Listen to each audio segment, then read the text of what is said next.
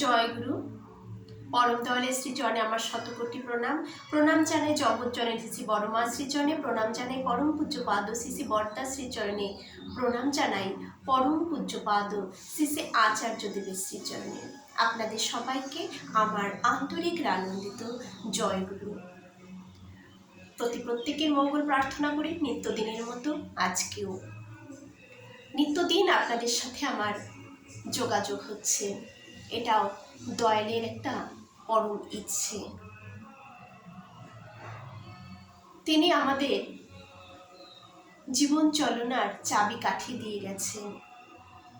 আমি চাই প্রত্যেকে যেন আমরা তাকে নিয়ে ভালো থাকি, তাকে নিয়ে যেন জীবনে এগিয়ে চলতে পারি সঠিকভাবে। আমার স্বামী সন্তানকে যেমন আমি খুব ভালো রাখতে চাই, তাদেরকে ভালো রাখার জন্য আমাকে কিন্তু ইষ্টমুখী চলনে চলতে হবে। আমি যদি ইষ্টমুখী চলনে না চলি, আমি যদি তাদেরকে সেই পথে আনার চেষ্টা না করি, তাহলে কিন্তু তারা নরকে চলে যাবে, তারা ভুল পথে চলে যাবে, তাদের জীবন চলনা বেঠিক হয়ে যাবে। তাই আমাদের মায়েদেরকে সঠিক চলনে চলতে হবে। আমাকে নিজেকে আগে করতে হবে। আমি করলে কিন্তু তারাও করবে, তাদেরকে করাতে পারবো। তাই আমার চলনকে কিন্তু ইষ্টমুখী চলনে চালিত করতে হবে। সর্বদা তাদের সাথে, বাড়ির লোকের সাথে যাচন করুন। সর্বদা ছেলে মেয়ে স্বামীর সাথে ঠাকুরের কথা প্রচার করুন। ঠাকুর আমাদের জীবনে কি, আমাদের জীবনে ঠাকুরের ভ্যালু কি, তিনি কে হন, সুন্দরভাবে বোঝান। ছোট ছোট সন্তানদের সাথে গল্পের ছলে ঠাকুরের কথা মাথায় ঢুকিয়ে দিন।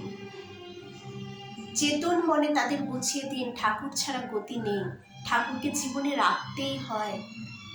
আচার্যদেব অবিন দাদার কথা মতন জীবনকে চালিত করতে হয়। গল্পের ছলে পরিবারের প্রতি প্রত্যেকের সাথে ঠাকুরকে প্রচার করুন। এই তো আমাদের করণীয়, এই তো আমাদের চলা, এটাই তো জীবন। আজকে আমি আমার জীবনে একটি কথা বলবো, সেটা হচ্ছে পূজনীয় মা। পূজনীয় মা আমার একদিন স্বপ্নে এসে পড়ে, ঠিক ইষ্টভৃতের আগে স্বপ্নে এসে পূজনীয় মা আমাকে কিছু শিখিয়ে দিলেন। সেটাই আজ আমি আপনাদের কাছে বলবো। আমি যেমন করছি, হয়তো আপনারাও যদি এই পথটাকে বেছে নেন, তাহলে হয়তো আপনারাও ভালো থাকবেন, জীবনের উন্নতি হবে, সংসারের উন্নতি হবে, স্বামী সন্তানের কল্যাণ হবে। আপনারাও করুন। পূজনীয় মা আমাকে বললেন, ইষ্টভৃতি করবি, ইষ্টভৃতি করার পরে শেষ হয়ে যাওয়ার পরে হাতে একটু জল নিয়ে সেই জলটাকে এইভাবে ধরে জলটার দিকে এক মনে আমাকে নাম করতে বললেন। নাম করে সেই জলটাকে আমাকে খেতে বললেন। খেয়ে নিয়ে সুন্দর আমি আমার মাথায়, বুকে, শরীরে সেটাকে হাতটাকে বুলিয়ে দিলাম। তারপর বললেন কি, তারপর একটু হাতে জল নিয়ে যে চৌকাঠ যেটাকে বলে, মানে দরজার যে এটা আমরা যেটাকে সকালে যেখানে জল ছিটিয়ে দিই, অনেকে আছে মুছে দিই, সেই জল দিয়ে ওই জায়গাটাকে আমাদের ঠাকুর ঘরের চৌকাঠ ঘরের সেই জায়গাটাকে আমাকে মুছিয়ে দিতে বললেন এটা করতে। তিনি স্বপ্নে আমাকে এটা শেখালেন। এই যে জল হাতে নিয়ে নাম করে খাচ্ছি, এই যে রাধা নাম, আমরা সবাই জানি রাধা মানে কি। রাধার যে শক্তি, যে পাওয়ার, যে পজিটিভ ভাইব্রেশন এর মধ্যে রয়েছে আমাদের বীজ নামের মধ্যে, সেটা যখন আমি ভেবে ঠাকুরকে স্মরণ করে গ্রহণ করছি রোজ, সেই পজিটিভ ভাইব্রেশন আমার অন্তরে কিন্তু, আমার ভেতরে শরীরের ভেতরে প্রবেশ করছে, তাহলে প্রত্যেকটি শিরায় শিরায় আমার পজিটিভ ভাইব্রেশন তৈরি হচ্ছে।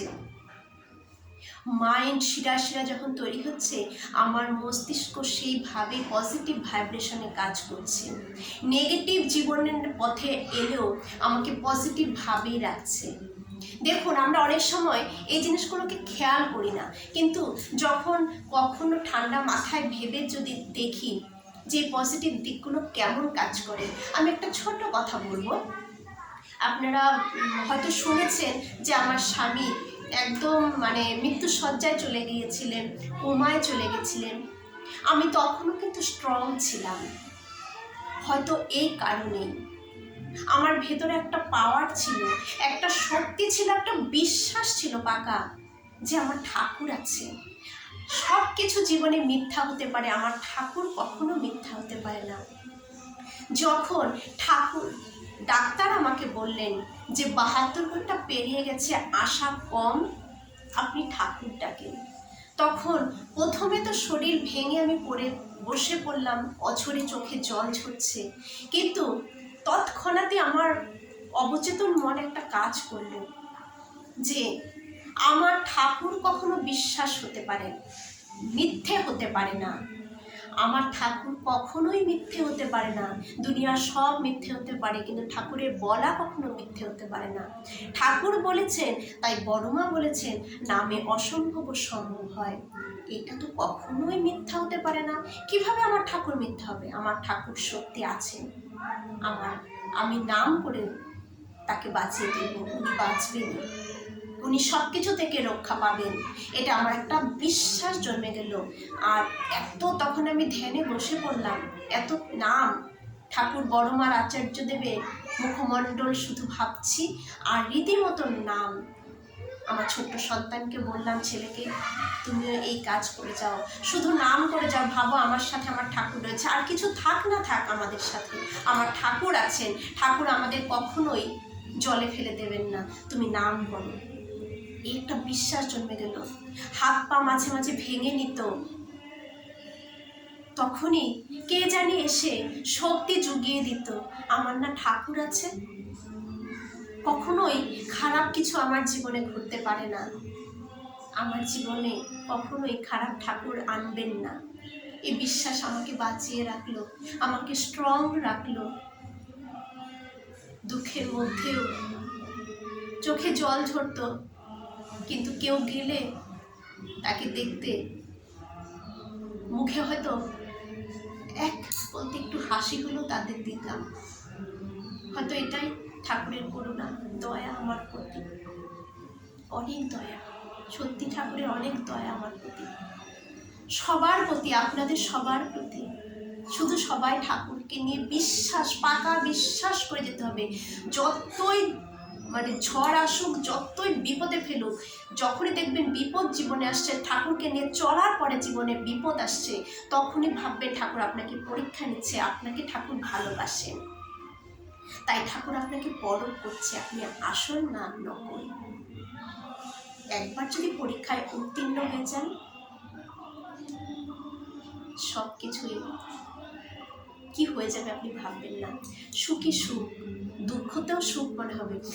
আরেকটা কথা বলছি, খুব মনে পড়ে যায়, অনেক বিপদের মধ্যে পড়ি তো, আমি অনেক বিপদে পড়ে যাই। বিপদের মধ্যে আমার মুখে হাসি থাকে, সবার সাথে সুন্দর ব্যবহার থাকে, সবার সাথে সুন্দরভাবে কথা বলি। এটা আমার ঠাকুর আমাকে দয়া করেন। তাই আমার খুব ঘনিষ্ঠ একজন বলেছিলেন, তোমার কখন দুঃখ হয়, কিভাবে তোমাকে সান্ত্বনা দেব, কারণ তোমার দুঃখ তো আমি বুঝতেই পারি না। তুমি তো রীতিমতন সবার সাথে দেখে কথা বলছো, হাসছো, ব্যঙ্গ করে বলেছিলেন, তুমি সবার সাথে হাসছো, কথা বলছো, তাহলে তুমি আদৌ দুঃখে আছো কিনা, কিভাবে আমি তোমাকে সান্ত্বনা দেব বা তোমার দুঃখটা বুঝবো, কারণ তোমার দুঃখ তো বোঝা যায় না। এটা কত বড় পাওনা ঠাকুরের কাছ থেকে বলুন তো। সত্যি আমার দুঃখ হলেও আমি অপরকে বুঝতে দিই না, হাসি মুখেই থাকি, হাসি ভাবে চলার চেষ্টা করি। হয়তো খাওয়া নেই, তবুও আমি হাসি মুখেই থাকতাম। বুঝতে দেইনি কাউকে কখনো। ঠাকুর আছেন বলে সবার মঙ্গল প্রার্থনা করি। সবাই খুব ভালো থাকুন, সবাই সুস্থ থাকুন, আর সবাই ঠাকুরকে নিয়ে থাকুন।